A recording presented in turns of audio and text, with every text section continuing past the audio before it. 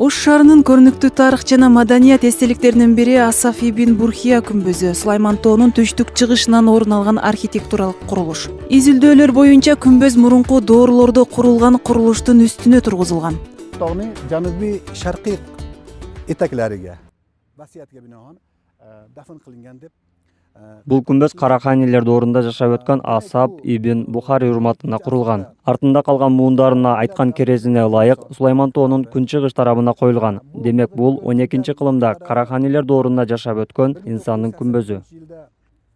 Olib borilgan tadqiqotlar davomida aniqlanishicha, bu keyin bu 17-18 asrlarda qad ko'targan. Сырты оймо чиймелер менен кооздолуп, кире бериши жана жогорку жактарында 4төн терезелер бар. Күмбөз 16-18 кылымдарда ферганалык усталар тарабынан курулган. Дал ушундай ушундай куруу архитектуралык эстеликтер бул башка өлкөлөрдө, башка жерлердеги Фергана өрөөнүндө же болбосо Орто Азия өрөөнүндө ушул орто кылымдарга таандык болгон да.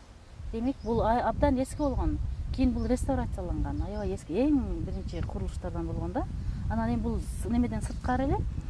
Кийин Археологиялык казууларда эстелик ичинен 11-12 кылымга таандык кирпичтен кооздолуп салынган буюмдар табылган. Сакталып калган сүрөттөрдүн жардамы менен күмбөз реставрацияланган.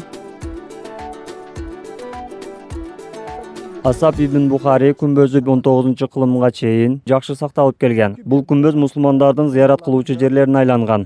Кийинчерээк диний кысымдардан улам кароосуз калып, таштанды таштоочу жерлерге айланып кеткен. 1983-жылы оңдоп түзөөнүн негизинде күмбөз кайра калыбына келтирилген.